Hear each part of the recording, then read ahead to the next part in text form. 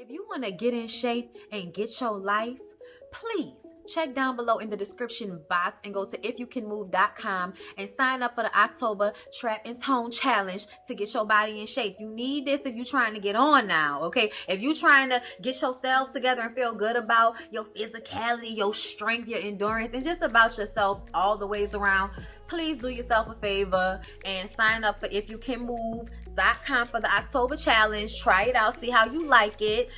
You should get access to the other workouts in the gym if you don't get the actual gym and you just get the challenge, because I think there's a choice to get the challenge or to get the challenge with the gym included, okay?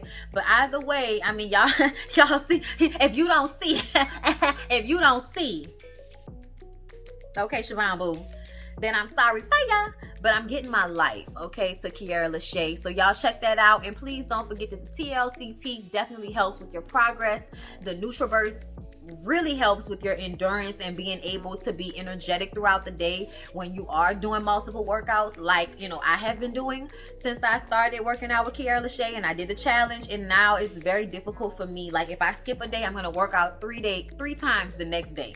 Like, I'm gonna push myself because she basically gave me the game on how to push myself. Like, I didn't think I could do that until I did the challenge. So I just wanted to let you guys know that it's the real deal. I'm not just promoting stuff to y'all because I'm trying to make money. Y'all know I don't work like that. I don't promote anything that I don't feel like I like myself, okay? There is we use the tea, y'all. We use the NutriBurst, like.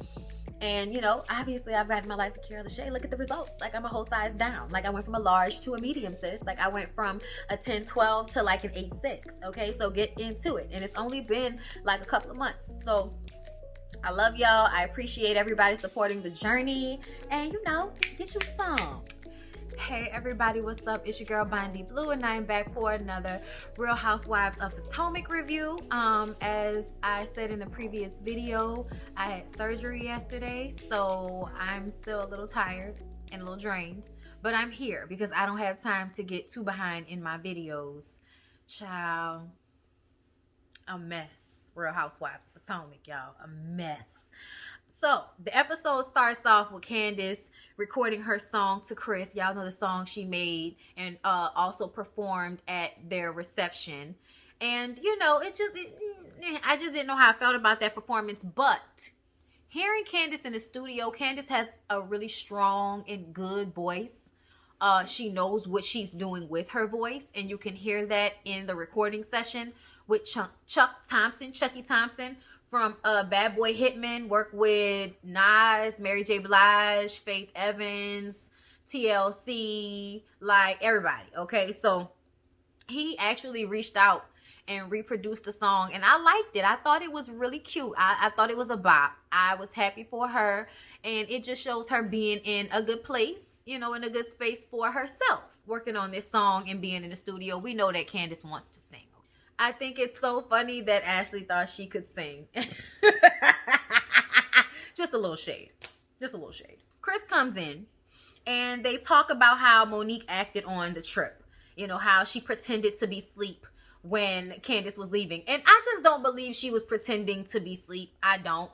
But either way, y'all are beefed out. So what difference does it make whether y'all spoke to each other or not? Okay, whatever. Y'all already didn't see for each other. Candace, you were already over Monique, and Monique was already over you. I also think that I don't understand why this hasn't been talked out verbatim. Like, okay, so this is when I started being upset.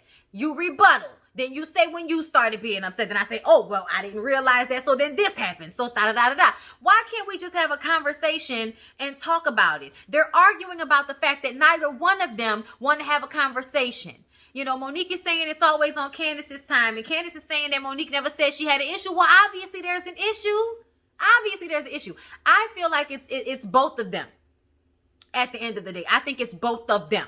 And I think that the fight that happened was both of them, but just a little bit more Monique. So I was wrong. I thought that it was going to be Candace. And no, I think it was both of them. I think both people were drinking. I think both people were on one. Okay, and we're going to get to it, but I just, you know, I want to say that out the gate. I don't know why y'all think I take these shows so seriously, as to which I would not be able to give an honest opinion. Y'all got me stuck. Okay, it ain't never that deep. It's just the show. Okay, I had to give like what? Child, bitch just had to have surgery. Y'all think I'm out here giving a fuck that much about these plots on these shows? Come on now, do better. Ashley and Michael go out to eat so that they can have a rehash of a conversation that they've obviously already had in private. Okay, Michael has the watery eyes and Ashley has, you know, the Miss America, I know I'm right and I'm calm about it, so I'm gonna handle my shit right now vibe about her. You know what I'm saying? Which I really did appreciate. Okay, so he's like, I don't even know how you can eat. And she was like, well, first of all, I breastfeed. She definitely ate throughout this entire uncomfortable ass conversation, and I was living for it. Okay, so she says that Monique and Robin sent her this article that was on Gossip in the City. Okay, whoever it was that Michael hooked up with was taking video and pictures of him the entire time, like the true clout chasers that be out here looking for you thirsty ass old men that's so happy for some young woman to give you attention that you will put your life on the line instead of just paying for a bitch with some discretion. Like, it makes no sense to me. It makes no sense to me. So it's either fake, okay? It's either fake or he's just this, you know, like sloppy about it. Like, I just don't understand, if you have money, why you can't pay for a discretion and why you have to go out in the streets trying to find any old thirsty prostitute stripper that will want to take pictures of you in your underwear and sell it to a gossip site. That means y'all not paying enough these days. That's what that means. Like somebody wants your shriveled up old meat just off GP. Y'all need to do better, men. Y'all need to do better out here. Okay, so she's very calm. She says, I thought we were on the same page. Okay, like I really thought we had an understanding about where we were in this relationship. He says that he was so drunk that when he went up to the hotel with this woman that he met at the strip club and later went to the casino with, he spent the whole night with her, and we supposed to believe that he had no intention of having sex with her, talking about he passed out and he woke up with her in the bed. I said, oh really? So y'all didn't have sex, Michael? Is that what you want us to believe? Child, please. Child, please. I know I may look young, but I was not born yesterday. Okay? And even if I was, today, I would be able to assess this situation and say he is a lie. He definitely slept with her. And he's trying to make it not as harsh so you won't get as mad, okay? Like, no, Ashley. I don't believe that he actually thinks that you will be able to find out. You found out that the girl was in the room. Unless there's a pregnancy to come about, there is no way that anybody would be able to prove actual intercourse short of a video. And since she didn't already put out the video footage she had, okay, we know that there's no proof that intercourse took place. Okay? So it doesn't even matter. You're never going to find out anyway. She reminds him that he was not thinking about her in their family at all when he made that decision. And they've always done threesomes. Okay, Ashley is letting us all into the Kool-Aid. Okay, she said, and I don't know why she felt the need to let us know this, because this has no bearing on what he's doing. Okay, y'all know the situation. Anybody that does threesomes or has had a conversation about doing threesomes within the confines of their marriage, the whole thing is that we do it together. We don't do it outside of the situation, because that is cheating. Okay, like, hello, like there's no, confusion about that. So them bringing that up, I feel like, was Ashley's way of creating some buffer between the audience and Michael. Like, throw that out there to distract everybody from the fact that how many times you gonna go through this with him. But she said this is the last time that I'm going to hear anything. I don't want to do threesomes anymore. I want to be in a monogamous relationship from this point on. So if I find out anything else, it's over. Like that. And she also asked him to expound upon the idea that he had a boyfriend and a wife, and he said he never said that, and I don't believe it. I think he said that. I'm just saying. Like, I'm telling y'all, from the way he answered it, it sounded like a lie to me. I could be wrong. I'm always prepared to be wrong, y'all. These are just television show reviews. When she told him we can peacefully exit this situation right now, I was like, damn, Ashley, balls on the table. But I mean, she didn't already had the baby.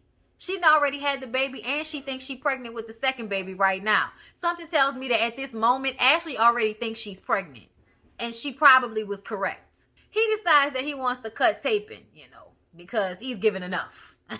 I was like, that's fine. And Ashley just sat there and ate her food. So Monique has a meeting in this new office space. She rented out an office space so that she can work on her podcast and her Not for Lazy Moms business. The problem is she was pregnant when she was really, getting into the swing of things. And so now there have, been more overhead than money made. She has a live podcast that she is trying to sell tickets to, and they've only sold 20 seats out of the 200 or something like that. So it's not looking good. She has to start making a return, and she has to go and sit down with the accountant to see how much she has been spending. It's somewhere in the area of $200 and some odd $1,000. And y'all know Chris don't play about money. Okay, so this is going to cause a little bit more stress in their already stressful relationship. Everybody's marriage has stressors.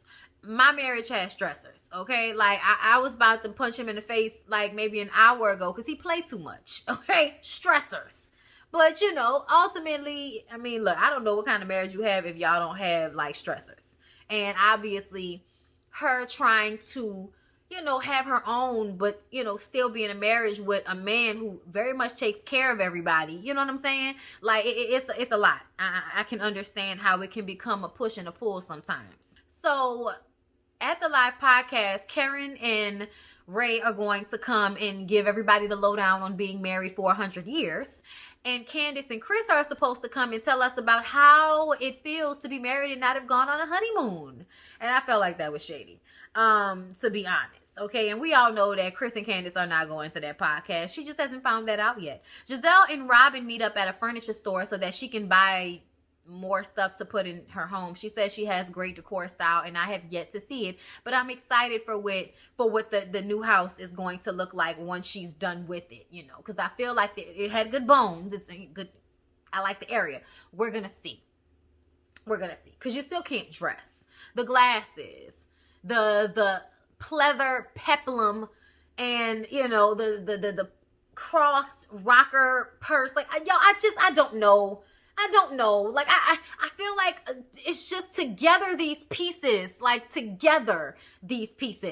maybe with different things, maybe that purse would have been cuter if you had on like a black tee and some black jeans, and like maybe like a hat or something, that, I don't know, not even a hat. No hat, like that purse just was a lot. So I felt like with that, kind of maroon color, that Bordeaux colored, pleather peplum jacket she had on. Oh my Jesus. Then the glasses, which of course were not prescription. So it was just extra for no reason. She was just giving way too many styles at one time. And it's, it's a lot to take in.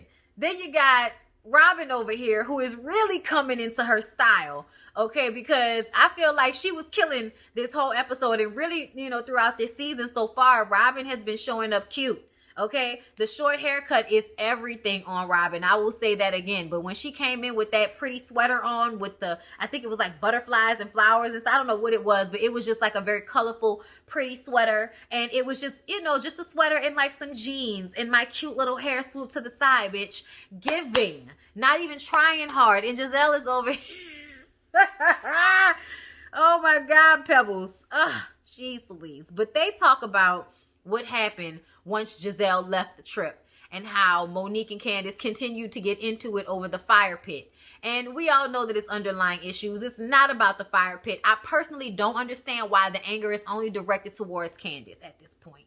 Because at this point, everybody's involved enough to where I'm not going to sit here and act like you bitches weren't involved in the same conversation that I'm mad at Candace about for not telling me. Okay, because I understand why she's upset at Candace. I just don't understand why it has to get taken to this level. It gets increasingly more, negative and more ratchet as the episodes go on. Okay, like I'm just saying. But it's so funny to me that Robin and Giselle have been instigators this entire time, but act as if they have no idea why the beef is this hard. Like, Giselle, you know why the beef is this hard. You've helped it get here. Then they talk about Ashley and Michael's situation and how Robin accidentally sent that post to Ashley and then followed it up with, how do you want us to handle this? Okay, in order to clean it up. I was just like, that should let Ashley know that Robin and Giselle are never really going to be her friends. Like, I just don't think they have the capacity. I think they are, but I think it's all for show. I think it's all for the show. And that they secretly rejoice, you know, in her having issues, no matter what they say. I'm just saying.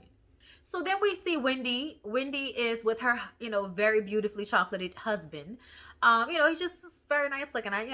I noticed that this episode, okay? But they are talking about Wendy not wanting to go back to Johns Hopkins, okay? It is a very prestigious school. It is a blessing to have gotten that position as a Black woman, I'm sure, of her age. But now that maternity leave is over, she doesn't know if that's what she wants to return to doing, especially now that she's on a reality show. If there can be an easier way to make more money, why not take that approach? Okay, I definitely understand probably where Wendy's head is with it. Okay, I, however, do not know if I would be willing to give up my tenure. You know, like the four were thinking of it, but I guess if that's not something she really wants to do, it doesn't even matter, because I gave up, you know, news journalism. Like, you know, I gave that up, and I don't want to ever be in anybody's newsroom like that ever again. That's why I have not returned. I do not want to be in that environment ever again. Thank you again. I got what I needed to get from it, though. You know what I'm saying? Obviously. She's worried about how her mother will feel about it. You know, her mom being, you know, the Nigerian chief that she is. They are always very proud of their children being educated and taking academia seriously. So, yeah, I don't know how she's going to take that, but we going to see. Monique and Chris take a walk in their beautiful neighborhood. Can we talk about the definition in Monique's arms? Oh, my God. I was just like, bitch, I am so trying to get there. Okay, my mom came over today to check on me, and she was like, you do not need to work out today. I'm like, I don't know if I should either. Like, I think I'm going to take another day. I thought I was going to be able to today. But honestly, I feel like maybe I'm just going to take one more day, and I'll jump back into it tomorrow. I'm going to keep my calories down today as to not, you know, add to anything. But yeah, I think I might take today off as well, and then just kind of do 2 or 3 workouts tomorrow, maybe, or just 2 to kind of pace myself. All right, but I'm trying to get there, because her arm definition was crazy. Okay, she just looks like she's in very, very great shape, and she just had that big old baby. You know, that man gave her a big old baby to push out with his little cute self. Okay, so they strolling him and they're talking, and of course they're gonna talk about Monique's business, how much money she spent, $250,000. And Chris instantly goes into how she needs to pull back. She needs to stop spending so much money. She needs to cut her overhead. And she doesn't want to hear that, because if she wants to give an event, she wants the event to be up to par for what she's known for, you know, for giving people as far as an experience. All right. And I get that, but ultimately nobody wants to go broke. And I also understand her aggravation with not feeling his full support, because it always feels like, you know, do your little yang, yang, yang, but now you're doing too much, you know. And I think she feels that from him. So she doesn't want to hear him telling her, you know, how not to do it, because she feels like it's just coming from a place of him trying to stifle her. Then they talk about how Candace backed out of the event and how she's so upset about it. He wants her and Candace to talk and get past it. She does not think that they will. I just, to be honest, I think that Monique let all of this stress from her marriage, from her business, from the girls, from the show, I think this season she kind of let it get to her a bit, because I feel like she zeroed in on Candace, and it wasn't even all about Candace. I think she just put all of her stress on to Candace, to be honest. Not to say that she didn't have beef with her or a reason to, but I think she put it all on Candace because at that moment, that seemed easier than dealing with my husband. That seems easier than dealing with my business. That seems easier than dealing with these other girls in this group. You know what I'm saying? Let me go at Candace, who doesn't have the same backing as Giselle, or you know what I'm saying, or Robin for that matter. You know what I mean? Like I just kind of felt like it was one of those moments where people just are projecting, honestly. So Robin goes to see her parents, okay? Her mom asked to see her little tattoo that she and Juan got last year. You know, they got the little matching tattoo hearts on their ring fingers. They're still not married though, which is the next thing that she says. They want to buy a house together, but she thinks that they should definitely be married before they do that. And the daddy is like, look, I want you to be happy, but I want y'all to figure y'all situation out before. Okay? Figure y'all situation out before y'all decide to jump into that. Have honest conversations about how you feel, because y'all do not have time to be getting married again only to divorce later on again. Okay, so do us all a favor and really figure your shit out, and don't be looking for no presents, because y'all ain't never really wasn't married. If y'all been living together this whole time, bumping this whole time, I personally feel like they have never really not been married as far as what the relationship has been like on paper, but y'all have still been living together. And shit, after all this time, ain't that community property, or don't y'all become common law at some point? Shit. But she says they're gonna go to therapy to try to work on some of their issues and make sure they've talked all of the things out before they venture into marriage. Thank God. So Ashley takes her mom and her little sister, who is from the man, the homeless man. Okay, I did not realize this homeless man was white. I don't know why. In my mind, I imagined he would be black. I don't know why. Obviously, you know, Ashley's mom has a proclivity for the Caucasian man. Okay. So yeah, super cute. She was born when Ashley was like 16 years old. But, you know, Ashley really loves her sister, so she takes her to this nice little boutique so she can find a dress for her homecoming. Apparently, homecoming dresses aren't what they used to be. So yeah, she wants something really short, and Ashley isn't here for it. But Ashley's mom took this time to express how she wants to make sure Ashley told Michael that he can't be out here playing with her like this. This is too much. Okay, how much does he expect you to put up with, basically? And Ashley says, Mom, listen, I am not afraid to leave Michael, and I have told him that this is the last thing I'm going to deal with from him. So trust me, we're on the same page.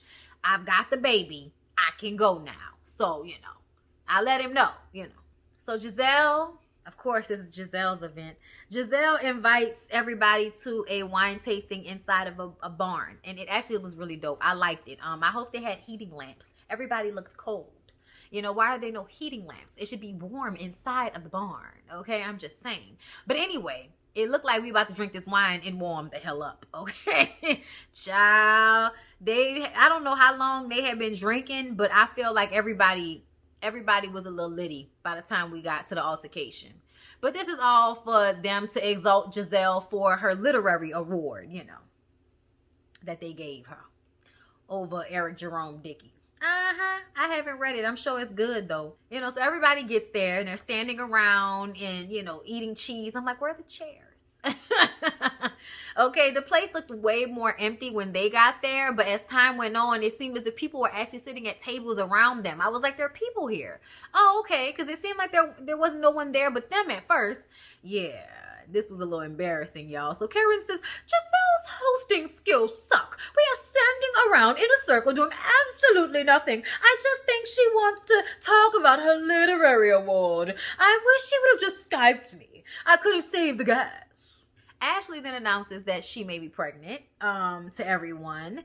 And now everybody wants to know what's going on with these rumors. What's going on with the blogs, Ashley? Like, you're pregnant, but your man's out there living his life like he's single or something. So what's happening? And, you know, Wendy's like, questions. And Ashley explains that she talked to him. There's some truth to it, but he says that he didn't sleep with the woman. And nobody believes that. Nobody believes that. And Monique brings up how the story was out for at least 7 or 8 hours before Ashley was told about it. So that means that he could have known about it when he decided to be honest with her, just to get in front of the story. But he also had to explain himself because of the situation that Candace brought to her. Okay. So at the end of the day, this, everybody was at this ball, apparently. Look, it was in the streets already. Okay. But Ashley does explain that he didn't have sex with the woman. Then Ashley, to get the heat off of Michael, explains how they have had threesomes with other women in the past. And Monique asked, if it was a man, at first, because she didn't specify. And Ashley was like, no, it was with a woman.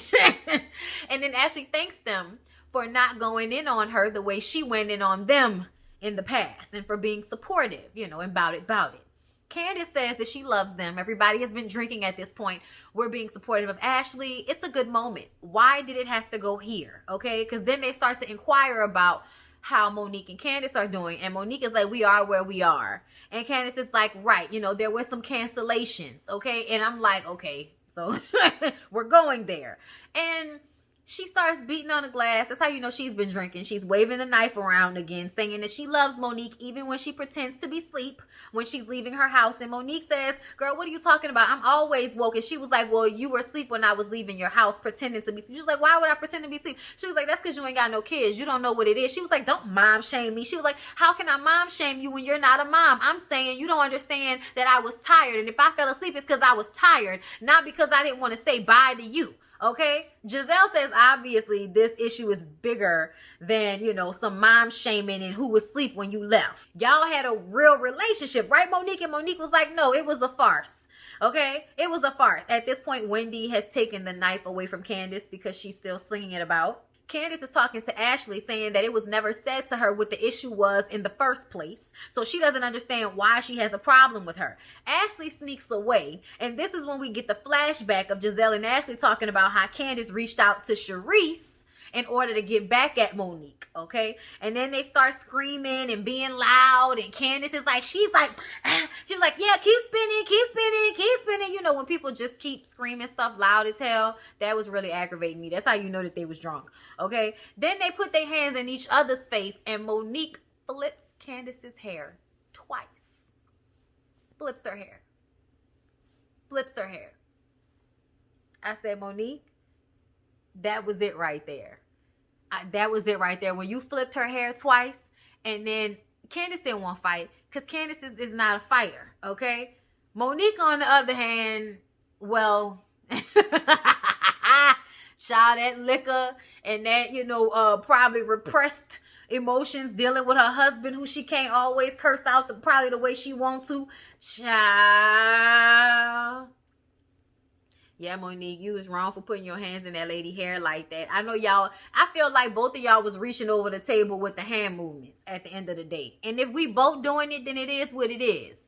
But when you flicked her hair, bitch, Monique, when we gonna go live so we can talk about why you flicked that lady hair like that? Because I feel like that was asking for it right there when you flicked her hair. So how you gonna say, that it was just her that was coming to you with that energy? Y'all was coming to each other with that energy, if you ask me. And you took it there when you flicked her hair twice. And then Candace pushed her, and that's when she grabbed Candace by the head. And I was just kind of like, damn, Monique. You got me out here wrong, sis. You got me out here wrong. You did that. You did that. That was you. From what I can see, that was you, sis. And I mean, it's obvious that, it's been escalating for a minute, but it's just unfortunate that it got to this place. Like, that was so unnecessary for you to do that. That was so unnecessary. It did not have to get there. I don't understand why y'all couldn't just have a conversation instead of having, we about to say goodbye. Everybody's about to walk out and leave. And it gets here. And to me, you was trying to punk her when you flicked her hair. You was trying to punk her, trying to prove she wasn't about it. And she couldn't just let you do that to her because she grew up with a mom as a bully. And listen, even when you're not a fighter, when one of your parents is your first bully, you already can't let people fuck with you like that. I understand Candace, okay? So Candace pushed her. And then Monique took it there and looked like she grabbed my girl by the hair. And I'm just like, oh, Lord, Monique. Oh, Lord, sis. You lost control of yourself, and this is just upsetting. I'm disappointed. But it was good TV. They edited it together. Pop, pop, pop. That shit was funny. Ooh. Oh, messy, funny, terrible, terrible. I feel so many different things right now. Maybe it's the medication. I don't know. But oh, this shit was fucked up. Real Housewives of Potomac, y'all. A mess. Like, comment, subscribe. Send it on. See you in the next one.